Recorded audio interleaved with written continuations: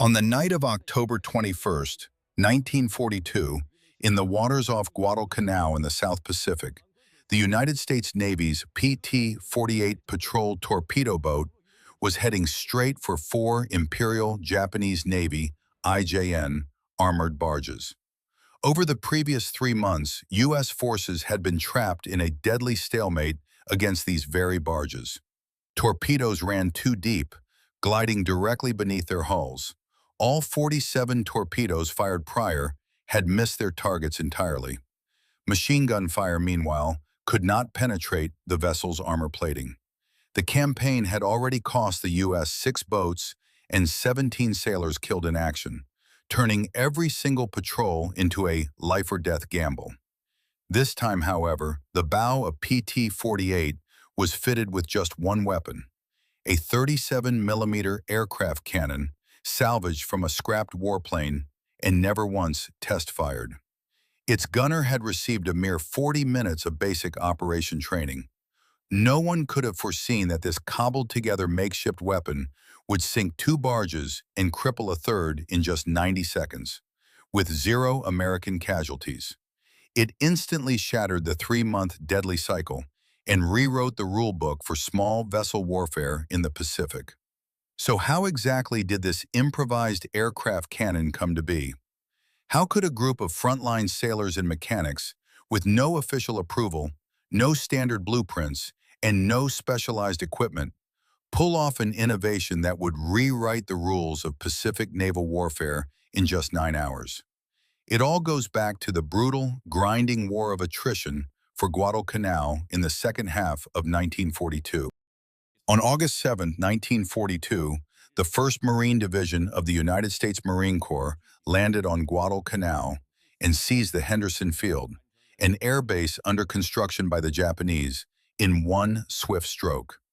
This airfield became the very heart of the entire Guadalcanal campaign. Whoever controlled the airfield held air superiority over the waters of the South Pacific. Desperate to recapture the airbase, the Japanese began frantically pouring troops and supplies into Guadalcanal, and the infamous Tokyo Express operation was underway.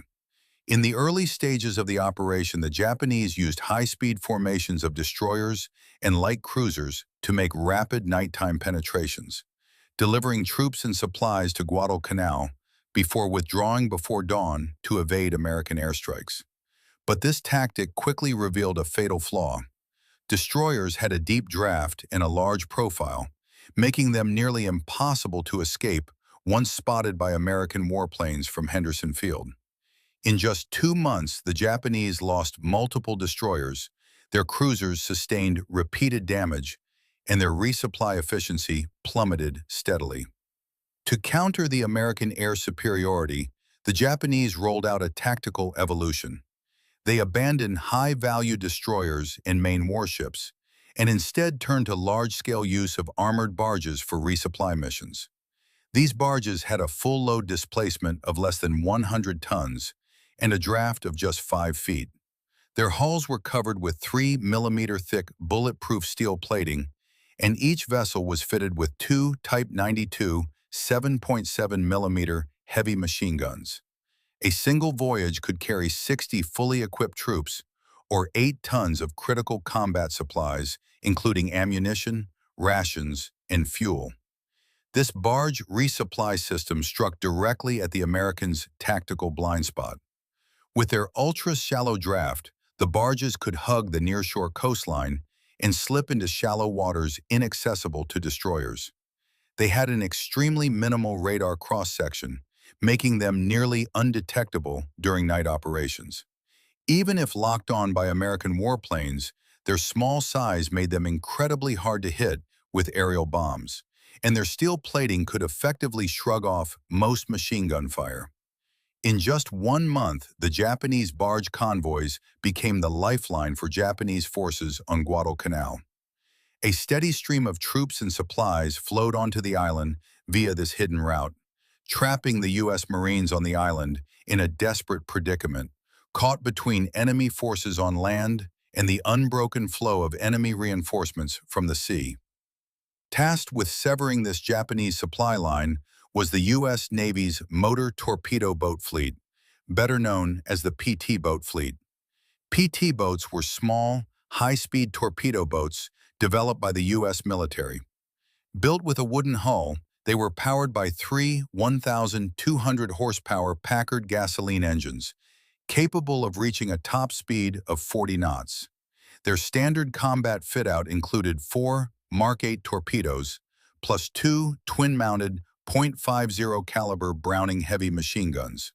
In the early stages of the Pacific War, PT boats had earned solid combat results in the Philippines campaign, thanks to their high maneuverability. But in the nearshore waters of Guadalcanal, up against the Japanese armored barges, the PT boats were trapped in an unprecedented tactical dead end. The core flaw lay with the torpedoes. The Mark 8 torpedo was designed by the U.S. military to strike large surface warships, with a minimum depth setting of 10 feet, double the 5-foot draft of the Japanese barges.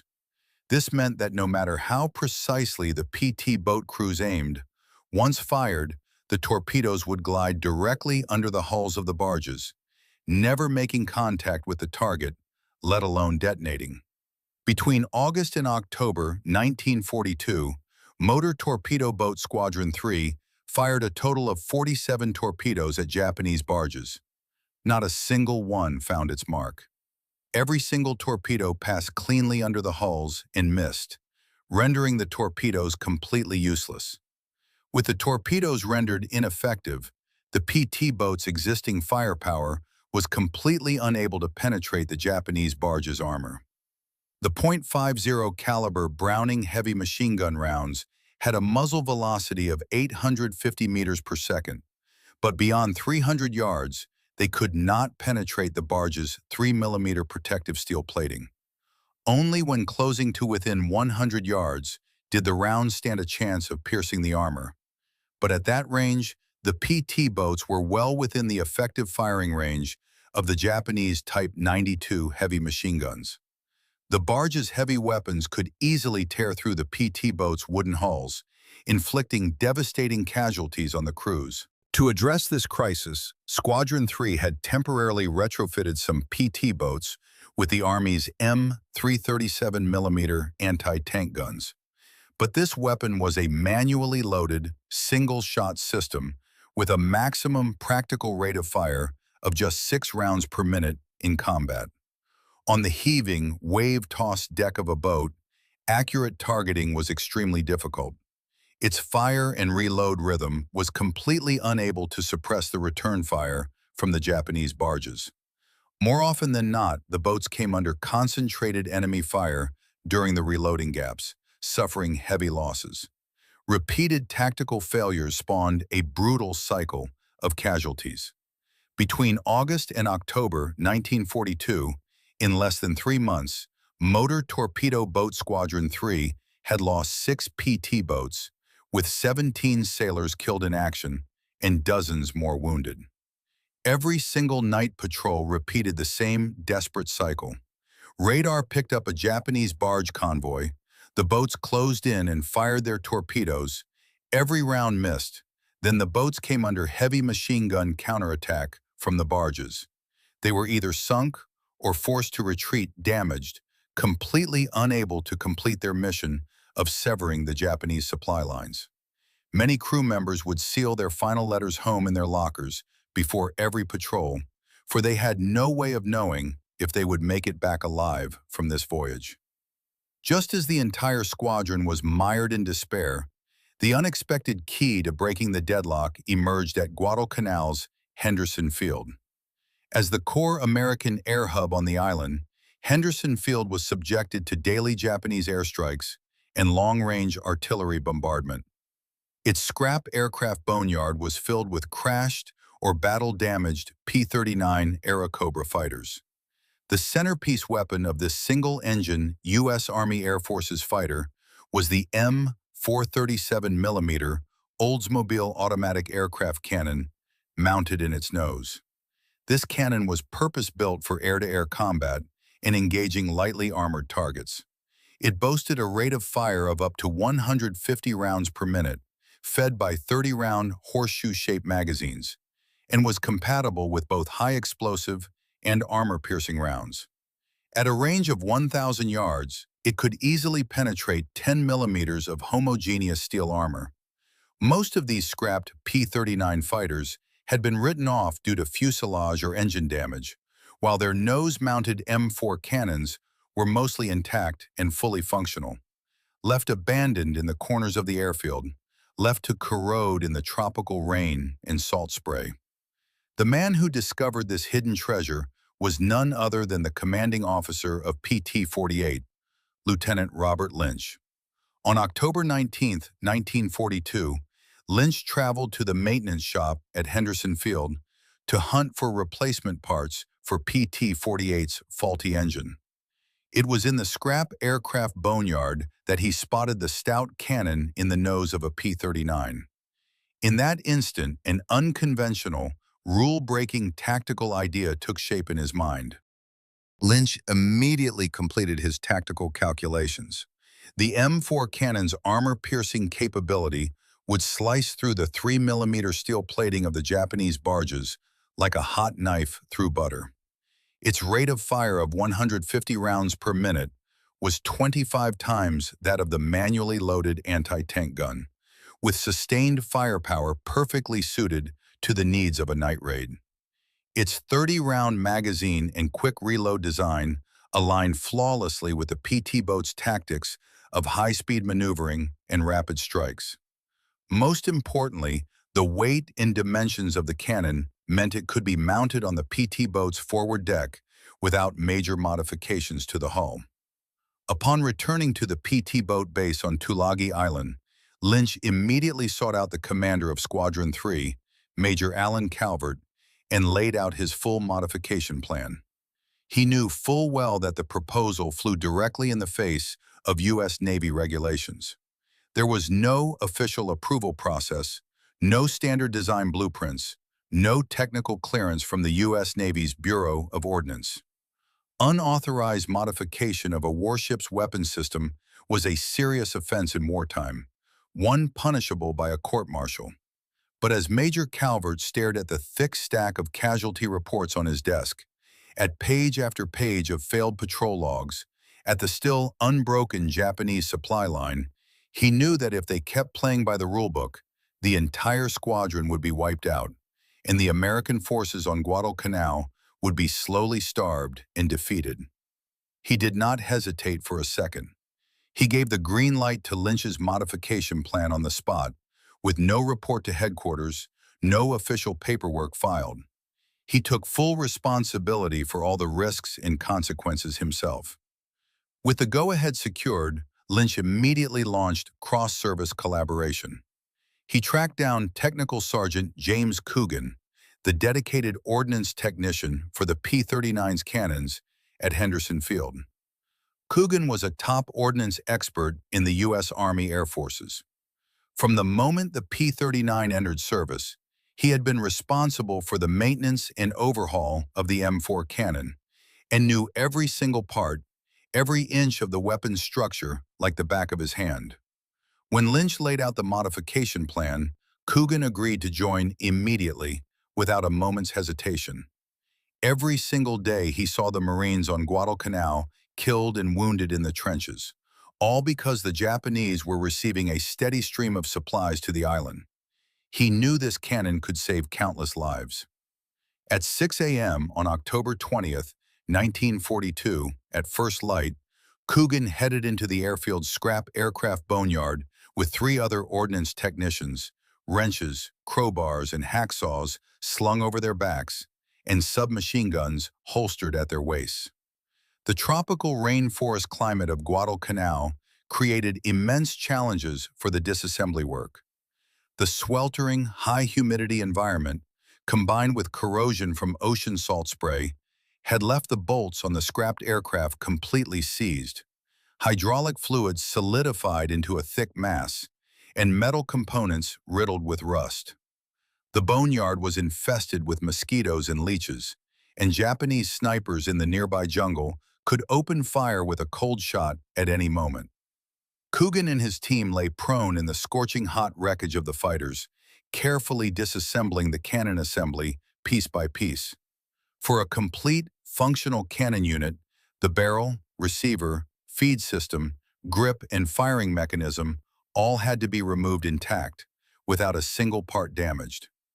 Over 6 full hours working within the limited daylight of the day, they completed the disassembly of 3 complete M4 cannon assemblies.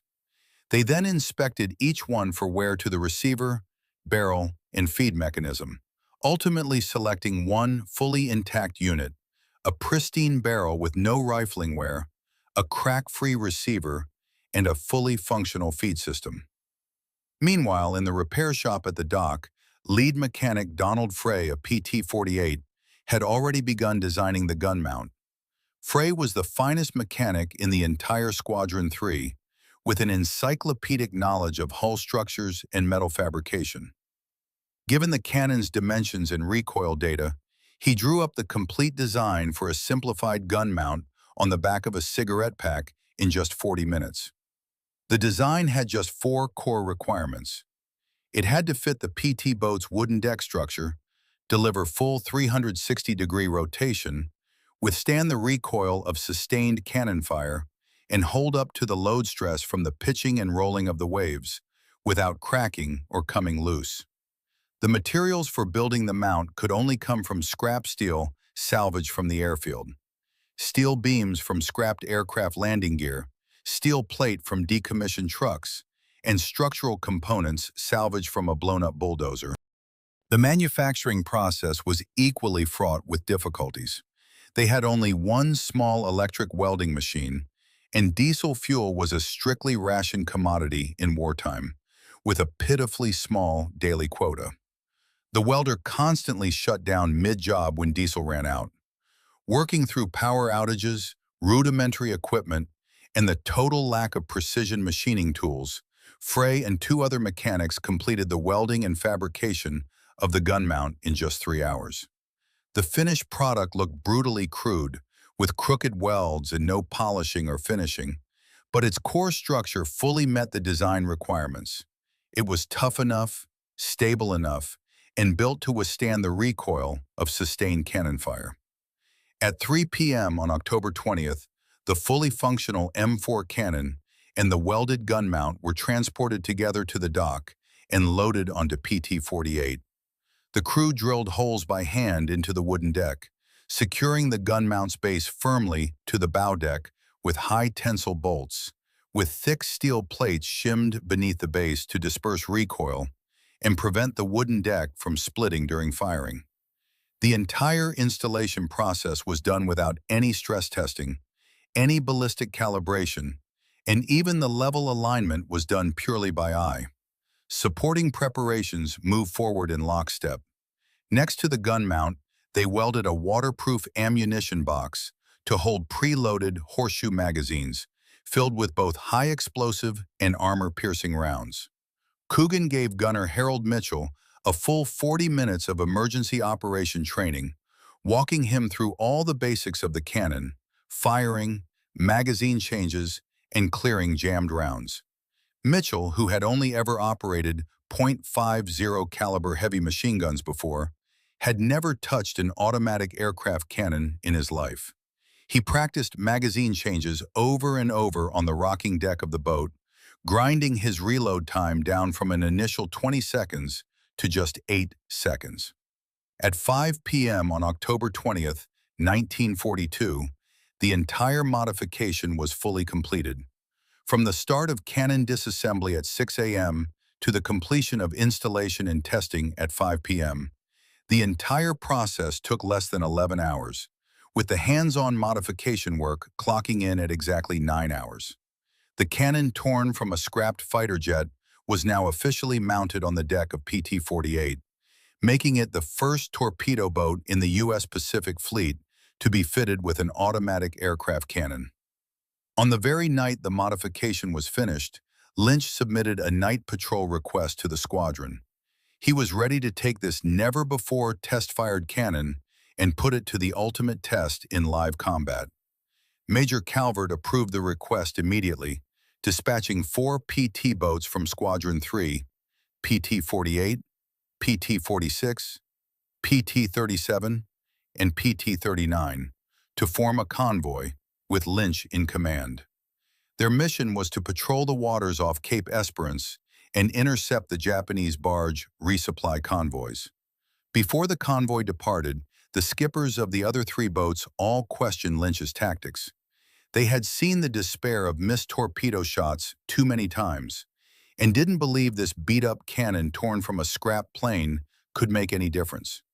They feared that if the cannon burst its barrel or failed to sink the barges, the entire convoy would face a devastating counterattack from the Japanese.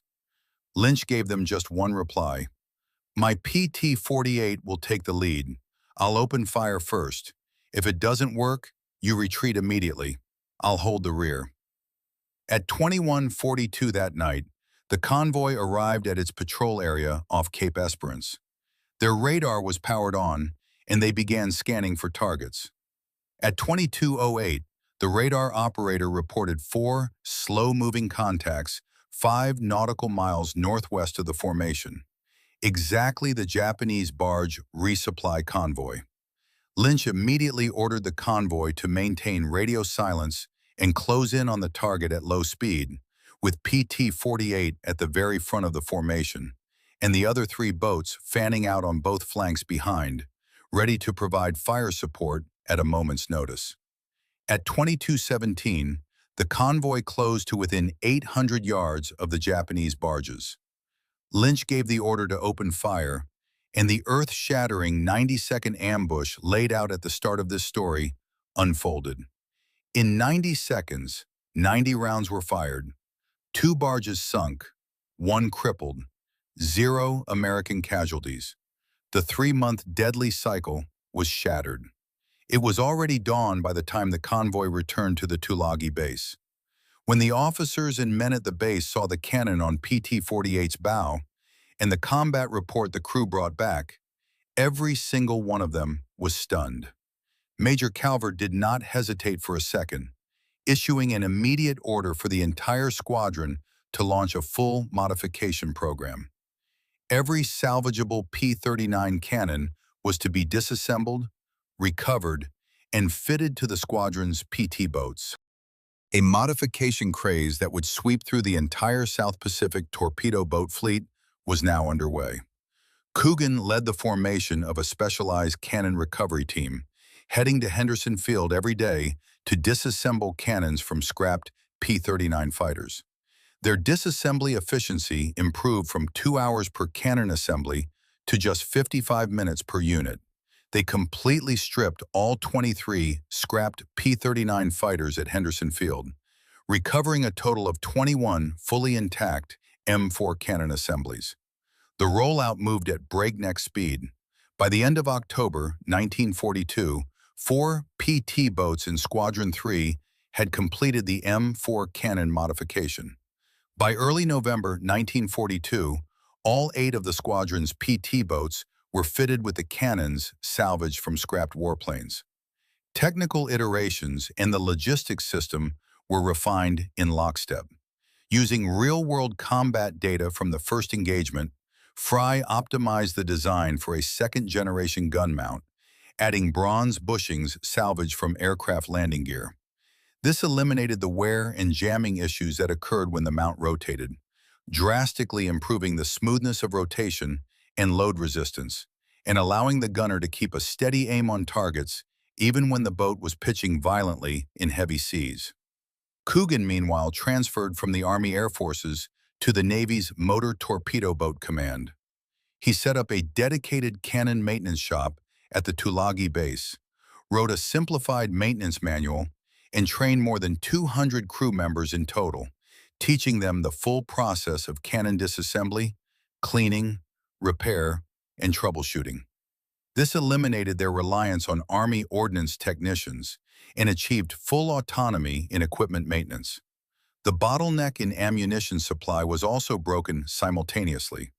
The Ordnance team at Henderson Field implemented a 12-hour, 2-shift work schedule to hand-load the horseshoe magazines.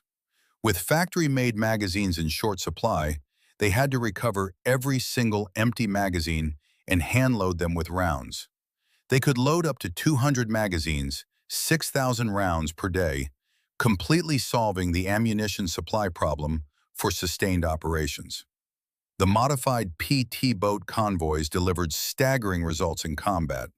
In November 1942, the modified PT boats of Squadron 3 conducted a total of 8 night patrols, sinking 14 Japanese armored barges and damaging another 6, without losing a single PT boat or a single crew member killed in action. In Japanese radio communications, these cannon-equipped PT boats began to be called the Devil boats with aircraft cannons. Japanese barge crews sailed in terror every night, knowing that the moment they heard the continuous roar of the 37mm cannon, there was no escape. The psychological deterrent was so immense that many Japanese barge convoys would immediately turn around and abort their resupply missions the moment they picked up the radar signature of a PT boat. To counter the threat from the PT boats, the Japanese rolled out countermeasures. They began adding destroyer escorts to their barge convoys, using the destroyer's 127mm large-caliber naval guns to lay down suppressing fire on PT boats from a range of 5 nautical miles, keeping them from closing in on the barge formations. This countermeasure, however, only forced the U.S. military to further upgrade the PT boat's firepower. Alongside the 37mm automatic cannons, they began fitting 20mm Oerlikon autocannons and even 40mm Bofors autocannons, continuously upgrading the PT boat's firepower and further improving their tactical flexibility. This ad hoc frontline modification quickly caught the attention of senior U.S. Navy leadership. In November 1942, the South Pacific Motor Torpedo Boat Command submitted a classified report to the U.S. Navy's Bureau of Ordnance in Washington, D.C. It included complete combat data, gun mount design blueprints, maintenance manuals, ammunition requirements, and after-action reports from frontline crew members. The report stated explicitly that this modified 37mm automatic aircraft cannon was the only weapon in the U.S. military's arsenal that could effectively engage Japanese armored barges, completely solving the tactical problem of torpedoes with excessive depth settings and catastrophic miss rates. On December 7, 1942, the first anniversary of the attack on Pearl Harbor, the U.S. Navy's Bureau of Ordnance made an unprecedented decision. Breaking all conventional weapons research and development protocols, it gave emergency approval for the frontline-derived gun mount to enter full, standardized mass production, with an initial run of 100 units, all required to be delivered to the South Pacific Theater within 90 days. At the same time, the Navy used its global supply network to flexibly reallocate brand-new, factory-made M4 cannons from the U.S. Supply Depot in New Caledonia, equipping the newly arrived 6th Motor Torpedo Boat Squadron in the South Pacific, completely resolving the shortage of available cannons. The frontline field modification had taken its first step from a rogue improvisation to an official, standardized weapon system. The Bureau of Ordnance did not stop at simple mass production replication. Instead, using the real-world combat data from the M4 cannon, it launched the development of a purpose-built naval variant of the autocannon. In mid-1943, the purpose-built naval M937mm autocannon was officially standardized. Compared to the original M4 cannon, the M9 featured comprehensive upgrades. Its barrel length was greatly increased, boosting muzzle velocity by 50%, with significantly improved armor penetration and effective range. The receiver structure was reinforced and optimized, better suited to the harsh, high-salt spray, high-vibration environment aboard warships, drastically improving stability during sustained fire. The feed system was upgraded from 30-round horseshoe magazines to 50-round belt feed, doubling the cannon's sustained fire capability. In January 1944, the U.S. Navy issued an official order, making the M9 37mm autocannon the factory standard weapon for all U.S. Navy PT boats. Every newly built PT boat rolled off the production line with this frontline-derived autocannon pre-installed. From the ad hoc frontline modification in October 1942 to service-wide standardized adoption in January 1944, the process took just 15 months, vastly faster than the weapon's R&D process in peacetime, which often took years or even decades. Matching ammunition upgrades moved forward in lockstep. The Navy developed a purpose-built 37mm tungsten core armor-piercing round for the M9 autocannon, doubling its armor penetration compared to standard armor-piercing rounds. It could not only easily punch through Japanese armored barges, but also effectively engage Japanese patrol boats, submarine chasers, and even small frigates, expanding the weapon's target set and further amplifying its tactical value. Once standardized and adopted across the fleet, this 37mm autocannon became widespread across the entire World War II battlefield, demonstrating astounding strategic value. In the Pacific Theater, the New Guinea campaign broke out in March 1943. The New Guinea battlefield was defined by narrow, nearshore waters, lined with dense tropical rainforest, perfect for Japanese barges to operate covertly, and an environment where U.S. destroyers and warplanes could rarely bring their full strength to bear. But when the 8th Motor Torpedo Squadron, equipped with the standardized 37mm autocannons, entered the fight, the situation reversed instantly. In just 3 months, the squadron's PT boats sank more than 60 Japanese barges, completely severing the Japanese resupply lines along the New Guinea coast and trapping the Japanese forces on the island in a desperate state with no ammunition and no rations. In October 1944, U.S. forces landed on Leyte in the Philippines, and the Philippines campaign officially began. PT boat squadrons equipped with the M937mm autocannon entered full-scale combat, hunting Japanese supply ships relentlessly in the Philippine archipelago waters. In November 1944, in just 1 month, PT boat squadrons sank a total of 63 Japanese vessels. The Japanese frontline supply delivery rate plummeted from 70% to just 30%. Countless tons of combat supplies sank to the bottom of the sea, and the Japanese defensive system on the islands completely collapsed. During World War II, U.S. PT boats armed with the 37mm autocannon scored confirmed sinkings of more than 800 Japanese ships, blocked the deployment of over 48,000 Japanese troops, and prevented more than 6,000 tons of critical supplies, ammunition, rations, and fuel from reaching Japanese forces. These figures directly changed the course of the Pacific Island hopping campaign. The core of Japan's island defense relied on maritime supply lines. Once those lines were completely severed, Japanese troops on the islands were trapped with no ammunition, no food, and no ability to mount effective resistance. This modified weapon, born in the Pacific Theater, also crossed theaters and proved its worth in the Mediterranean. In March 1944, U.S. PT boat squadrons in the Mediterranean officially received the M937mm autocannon. They faced German shallow-draft supply ships and Italian MAS torpedo boats and suffered the same tactical dilemma: torpedoes set too deep, missing nearly every target. Once equipped with the 37mm autocannon, the problem that had plagued U.S. forces in the Mediterranean for months was solved immediately. The most famous example came during the Battle of Anzio. In January 1944, U.S. troops landed at Anzio, Italy, only to be surrounded by heavy German forces. The beachhead supply lines were under heavy fire from German long-range artillery. Small German supply ships sailed along the coast at night, delivering ammunition and supplies to frontline German troops, putting enormous pressure on the trapped Americans. PT-208, armed with the M937mm autocannon, set out on a night patrol.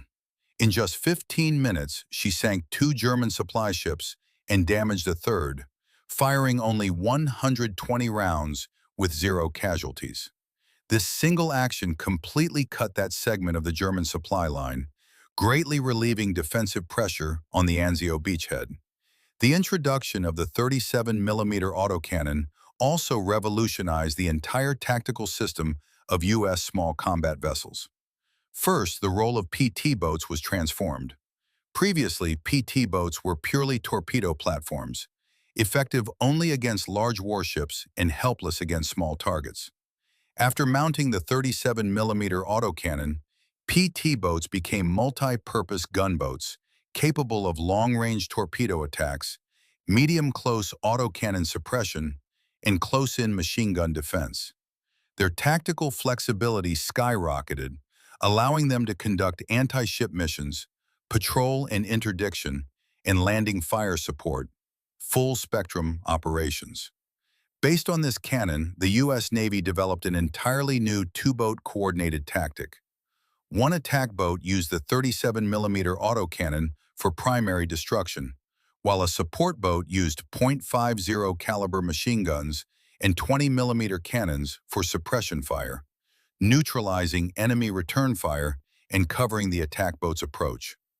This tactic extended the PT boat's effective engagement range from 800 yards with torpedoes to over 1,000 yards with autocannon fire. They no longer had to close within enemy weapon range, drastically reducing crew casualties. The most concrete proof comes from combat data. After equipping the 37mm autocannon, the average number of sinkings per PT boat patrol rose from 0.3 to 1.8, a six-fold increase. Average weekly personnel casualties dropped from 4.2 to 1.7, a reduction of more than 60%. These two numbers represent the core tactical value of a weapon born from the brink of defeat. After World War II, the key figures behind this frontline innovation went on to their own lives. Lieutenant Robert Lynch completed 47 night patrols before the war's end, with 19 confirmed sinkings. He received the Navy Cross, one of the highest honors in the U.S. Navy. After the war, he left the Navy, became an electrical engineer, settled in Chicago, and passed away in 1978 at the age of 62. Technical Sergeant James Coogan remained in the U.S. Air Force after the war, continuing his work in ordnance maintenance. He retired in 1962 as a Chief Master Sergeant. His wartime cannon maintenance logs are preserved in the U.S. National Archives as core historical documents. Donald Frey's original gun mount design became the prototype for the Navy's standard mount, yet he received no official recognition during the war, because his design began as an unauthorized modification against Navy regulations.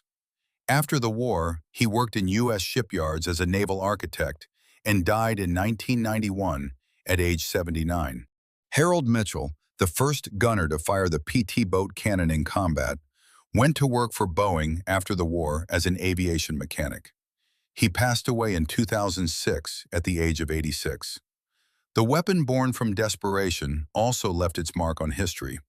In August 1945, the same month Japan announced its unconditional surrender, the final M937mm autocannon rolled off the production line.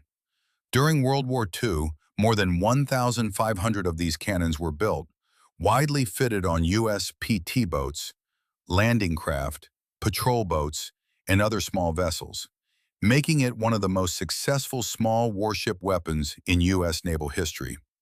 The U.S. Navy built 531 PT boats during World War II.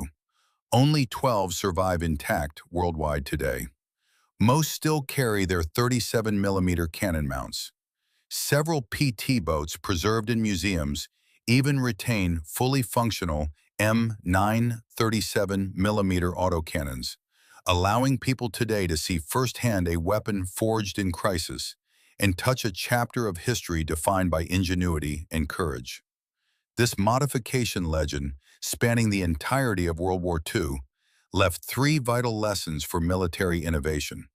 First, frontline combat need is the strongest engine of innovation. This 37mm autocannon went from field modification to full standard issue in just 18 months, far faster than the years-long bureaucratic development process in peacetime. Every design and every iteration came from life or death frontline demand, from hard-won combat experience. No unnecessary features, no bureaucratic red tape, built solely to win the war. Second, the courage of frontline commanders is the key to turning innovation into reality.